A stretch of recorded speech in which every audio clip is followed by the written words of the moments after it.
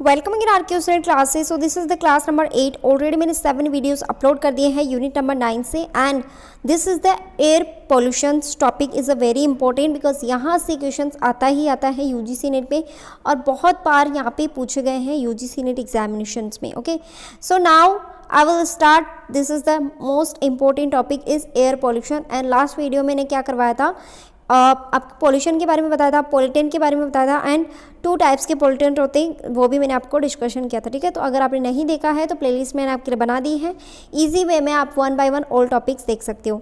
Teaching aptitude की all unit मैंने complete कर दी है। सो प्लीज़ अगर आप नहीं देखे हो तो टीचिंग एप्टीट्यूड के अलग से यूनिट बनाई हुई है, वो भी आप देख सकते हो। ठीक है, and please follow my Instagram page and Telegram because यहाँ पे ऑल अपडेट मैं आपको प्रोवाइड करवा देती हूँ। अगर वीडियो पसंद आता है तो लाइक ज़रूर करें, कमेंट करके मुझे ज़रूर बताएं कि आपको कितना समझ में आया कितना नहीं, और शेयर ज़रूर करें। ठीक है, एयर पोल्यूशन इज़ द कंटामिनेशंस मतलब यहाँ पे बोला गया है कि एक संदूषण है, मतलब कि वही चीज़ है, प्रदूषण है।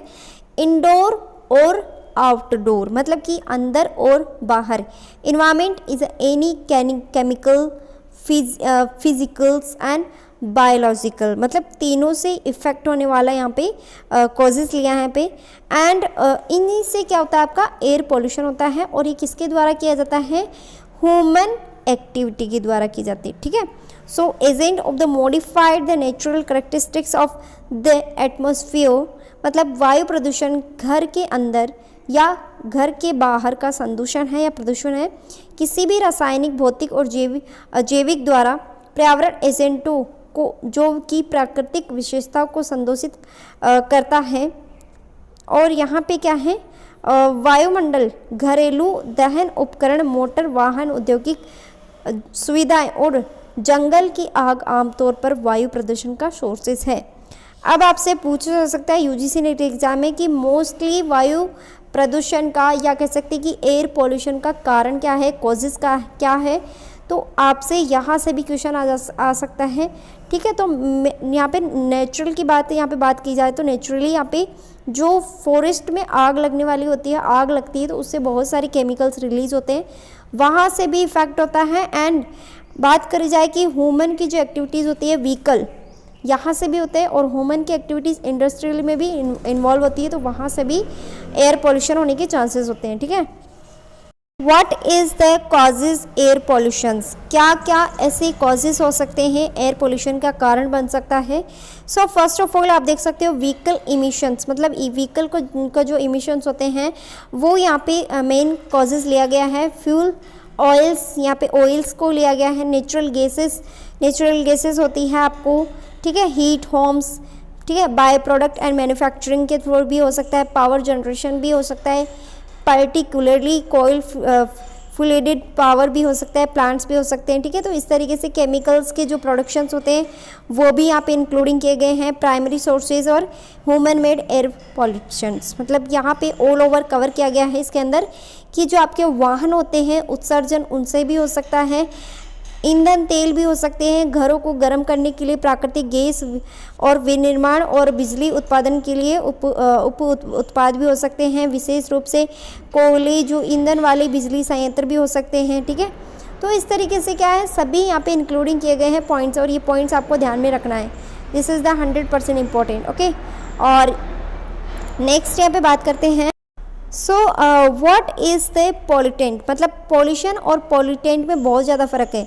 पोल्यूटेंट वो होते हैं पदार्थ, जिसे कहते हैं पदार्थ। ठीक है, पदार्थ जिसे कहा जाता है कि वायु प्रदूषक के क्या क्या मतलब प्रदूषण के क्या क्या पदार्थ हो सकते हैं, वो है 6 पोल्यूटेंट इंक्लूडिंग किए गए हैं। ये आपको ध्यान में रखना है, पूछा जा सकता है यूजीसी नेट एग्जाम में।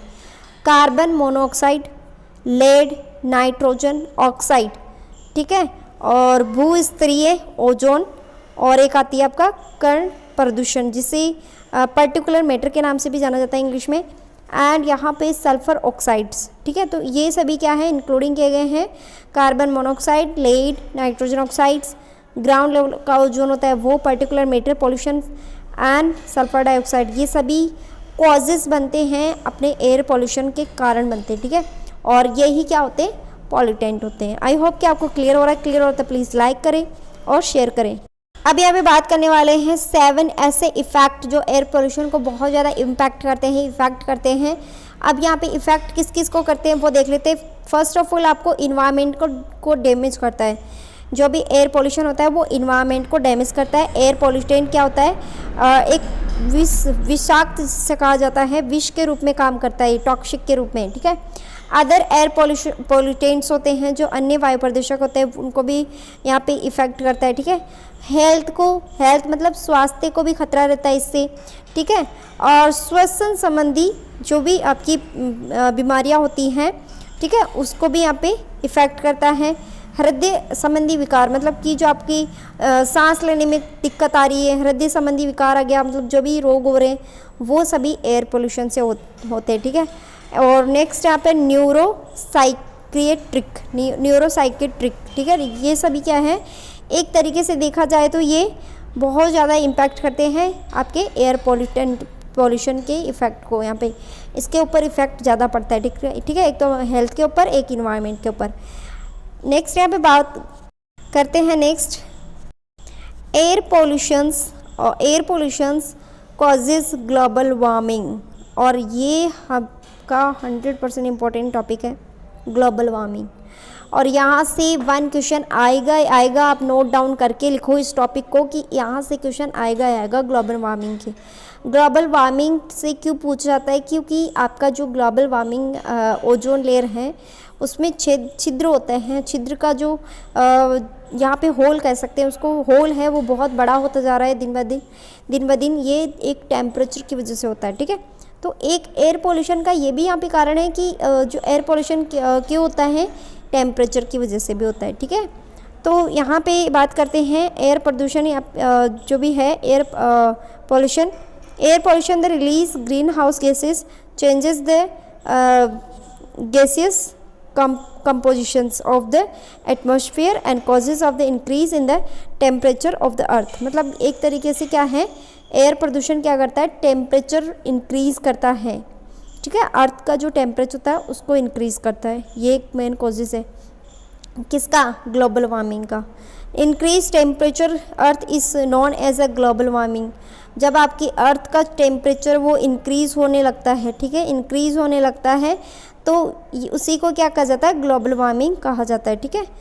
तो आई होप कि आपको क्लियर हो रहा है। क्लियर हो तो प्लीज़ लाइक ज़रूर करें ताकि मुझे भी पता चले कि आप लोग कितने लोग हैं जो अच्छे से पढ़ रहे हैं और कितने लोगों को समझ में आ रहा है, ठीक है। नेक्स्ट यहाँ पे बात करते हैं, क्वेश्चन लिया हुआ है, क्वेश्चन आपका एयर पोल्यूटेंट से जो इफ़ेक्ट करने वाले पोल्यूटेंट, एयर पोल्यूशन होता है एयर पोल्यूटेंट। और यहाँ पे बोला है इफ़ेक्ट क्या क्या करते हैं।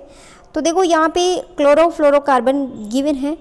अब क्लोरोफ्लोरोकार्बन क्या करता है, आपका डायरेक्टली इम्पैक्ट करता है depletion in ozone layer in the atmosphere, ठीक है, डिप्लेशन करता है ओजोन लेयर को। सल्फर डाइऑक्साइड किसका रीज़न बनता है, एसिड रेन का। सल्फर डाइऑक्साइड से एसिड रेन होती है, उसके चांसेस बहुत ज़्यादा हाई हो जाते हैं, ठीक है। और थर्ड में आएगा डी, क्योंकि यहाँ पे बोला गया है लीड के जो कंपाउंड होते हैं वो होता है हार्मफुल ह्यूमन, ठीक है। तो नर्वस सिस्टम को क्या कर देता है, यहाँ पे हार्मफुल कर देता है। तो first is A B, second is A, third is A D and C, fourth is A C, इसका करेक्ट ऑप्शन है। तो कार्बन डाइऑक्साइड क्या करता है, top most contributions green house gases effect. ये जब भी आपको दिखे टॉप मोस्ट मतलब यहाँ पे कि सबसे बड़ा इसी का हाथ है, कार्बन डाइऑक्साइड का सबसे बड़ा हाथ है इसका किस में, ग्रीन हाउस गैसेस में इफेक्ट करने में। सो इसका राइट ऑप्शन क्या है, राइट ऑप्शन इज डी और थर्ड, ठीक है, third option is the correct. Okay, so I hope आपको क्लियर हो रहा है कि यूजीसी नेट में एग्जामिनेशन किस तरीके से किस तरीके से क्वेश्चन पूछ जाते हैं, ठीक है। तो आप देख सकते हो यूजीसी नेट एग्जाम में ये पूछा गया क्वेश्चन है और यहाँ से आप देख सकते हो कि किस टाइप से क्वेश्चन आया हुआ है। आई होप कि आपको क्लियर हो रहा है। क्लियर हो तो प्लीज़ लाइक करें, शेयर करें और इस चैनल को ज़्यादा से ज़्यादा लोगों तक पहुँचाएँ। Thank you so much for watching this video. मिलते हैं नेक्स्ट वीडियो में।